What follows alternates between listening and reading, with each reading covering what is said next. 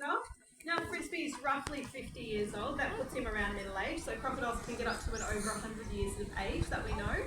And does anyone want to have a guess at how long he might be from the water there? Yeah? 100 meters. 100 meters, that's pretty big. Anyone else? 4 meters. Yep, the back. 2 meters. 2 meters. 3 meters. 3 meters. 5. 5, that's the closest. He is 4.3 meters. So he's a pretty big boy. Now at 50 years old, that's pretty impressive. If we keep feeding him really well though, he could get up to and over 6 meters. So those males, they do grow all throughout their lives, and he will continue to get bigger. So one day we'll have to go in and measure him and see how big he has got. Now Madonna, she's come up on the bank here. She is our female estuarine crocodile. She comes in at around 3.2 meters and she's about 60. Now Madonna, she is not as big as Frisbee. The females will get to about 3 or 3.5 meters, and then they will significantly slow their growing to a point where they will stop. So they don't want to get much bigger than about 3.5. So she's a pretty decent sized female. Now there's a good reason they don't want to get as big as Frisbee, and one of those is they have to get up on the banks quite a bit in breeding season and scratch up a nest. So if she was a big 500 kilo animal like him, he's about 500 kilos, that's a lot of energy dragging yourself in and out of the water and building a nest. Now she also needs to be really agile during breeding season because she will defend and guard her nest very fiercely and protect her eggs, so she needs to be able to run. So this is where she becomes just as dangerous. Don't let her size fool you. He will burst a third of his long body out of the water and have quite an impactful punch when he does. She will burst out of the water and continue to run for quite some distance. Now Madonna can run the length of that enclosure at about the same pace as a keeper. I'm not going to tell you how we know that. But she was nesting at the time. In fact, she was nesting recently. 2 weeks ago we dug up her nest and we found 54 eggs. Pretty good for a 60-year-old female. Last year she laid 55, but in her prime she would have been able to lay up to 100 eggs. Now that's a lot of little baby crocodiles. Only 1% makes it to a fully grown adult, so only 1% gets to what these guys are. But that's why they are so important in our ecosystem. So we call these guys keystone species because of their unique positions in our food chains. So while we're looking at 2 apex predators right now, they have a very important job to do. These guys control our macropod population, so they stop our kangaroos and wallabies from getting too high in numbers. They also are the only species up north to take our large pest species out of the environment. So we have lots of wild boar, water buffalo, believe it or not, camels, goats. All of those animals do a lot of significant damage to our environments, and these guys are able to remove them. They don't discriminate, they take quite a few of those animals out of our environment for us. So very important for that.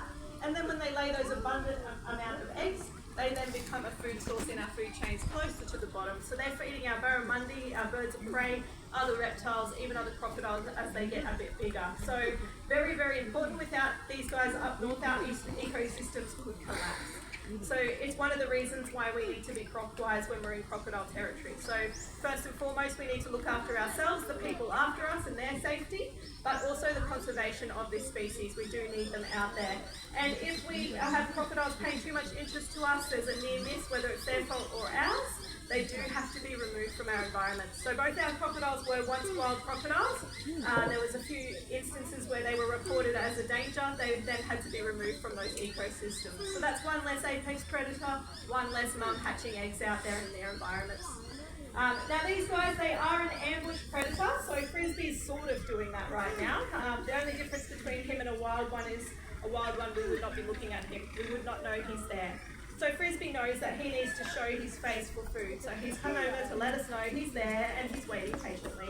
Now a wild crocodile can hold their breath for up to 4 hours and hide from you. So he could hold his breath for up to 4 hours underwater.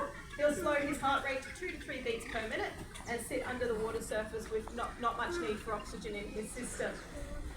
Now he's not just waiting for something to come down to the edge, he's actually doing a lot of thinking, a lot of processing and learning behaviours of his prey. So these guys know our behavioural patterns really well. There's a reason he hasn't come out of the water yet. He knows there's a food bucket, he can smell the food in the bucket. But when Madonna has already come up, she knows that she might get some food. It takes a lot more energy for him. So he's waiting because he knows sometimes we bang that bucket, he smells the food, he comes out enthusiastically. and then we drop the food on the other side of the fence and he misses out that day. So he wants to make sure he's got a 100% chance of finding food, and that is the food that's going to be worth his while. So we'll see how he goes today when we show him. He will wait for us to dangle it over his fence though. Crocodiles in the wild do the same thing, so they don't want to burst out of the water and miss their food. That's a lot of wasted energy, but also they've just alerted everything to their presence. So they want to make sure they've got a really good chance of catching that food, and they'd rather sit and wait very patiently until they have the best chance they can. Now, crocodiles have actually been monitored, taking up to 3 days watching their prey before they actually catch anything. There's actually rules up north for commercial divers. After 3 days in an area diving, they have to change locations in case there's crocodiles in the area. So do keep that in mind if you're up in crocodile territory. It may be your first day there, but there was likely someone there the day before you doing the same activity. You don't know if they got too close to the water or if they've attracted a crocodile to the area, but also consider that someone will be there the next day after you, and whatever you do impacts their lives as well. So always make sure you're doing the right thing and keeping everybody nice and safe. It's pretty simple in crocodile territory. When you get to about Gladstone, you'll start seeing those yellow signs.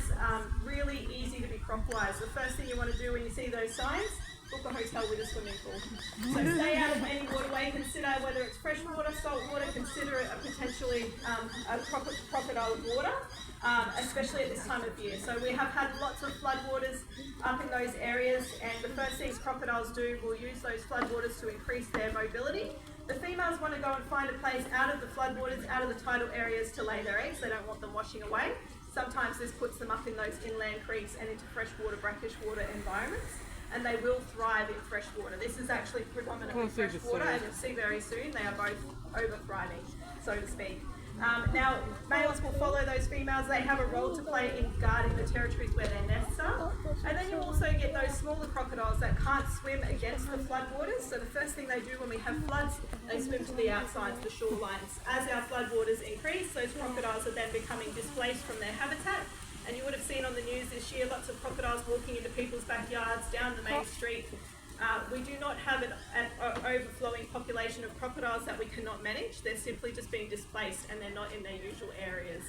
Now, crocodiles, they're pretty resilient. They'll go and find a nearby watering hole close to those floodwaters, jump in, start to thrive in that environment. The floodwaters reside. There's now a crocodile in an area they don't usually occur. That doesn't look like it's connected to any main body of water. So this is where people get caught by surprise. So do stay nice and safe and stay out of the water.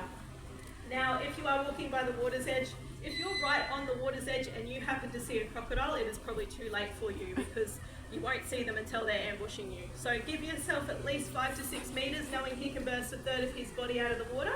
Give yourself enough time to react and move out of the area. So always a good distance. Now, if you're having a spot of fishing or a picnic by the water's edge, just take something, we call it a croc blocker. Just take an esky, pop that between you and the water's edge. And that will be your decoy. Now the key here is do not put your bear in the esky, because if a crocodile does burst out of the water, catch you by surprise, it's going to grab the first thing that's there. It will be your esky, you will lose it, but you'll keep your legs. So always put a barrier between you and the water's edge, especially if you want to relax a little bit. And pretty simple to keep yourself safe. So from Gladstone all the way up to the top of Queensland, that's crocodile territory here in Queensland. And you can also download the Q Wildlife app. So that's actually run by our department. It's a new way of reporting sightings of crocodiles, and this really helps our rangers up north to monitor crocodile populations and manage it accordingly. So if you happen to see a crocodile, if it may have gotten a little bit too close for comfort, it looks like it's paying attention to people, you can actually record that via the app. Our rangers can go and check out the situation and make sure the public is nice and safe. Now you can also look up the locations you're visiting and see if there's been any recent sightings and the nature of those sightings. Keep yourselves nice and well informed and keep yourselves safe. Now we'll see if Frisbee wants to come up.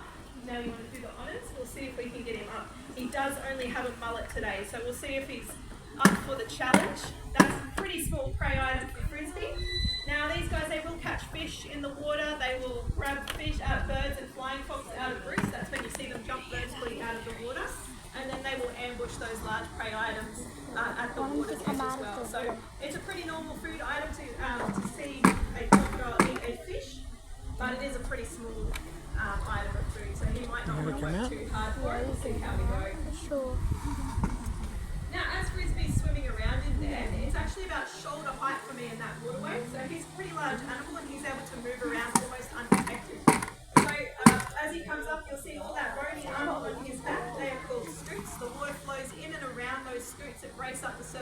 suspension, and he can swim around in there Told you he's without a big making a boy. ripple effect. He's coming up ever so Told you. slowly. Now, Crispy has about 50-60 teeth in his head. They are not chewing tools, they are gripping tools. So when he goes down Told the you, water, a he big really boy. goes to grip his food. He's taking his time. He's a bit of a struggle. He's pretty chubby at the moment, ready for winter period. So we feed our crocodiles up and they have Oh my special fat God, storage. so As you big. can see, he's got a lot of fat storage at the moment. This will get him ready for that winter how period. big he He will is. live off his energy stores here for about 5 to 6 months of the year. That went down very easily. So about 4 to 5 months of the year, he will live off that fat storage. He can't eat food here in Queensland on the Gold Coast. It's simply too cold over winter. If we were to feed him, he wouldn't get enough warmth from the sun or the day to be able to digest his food.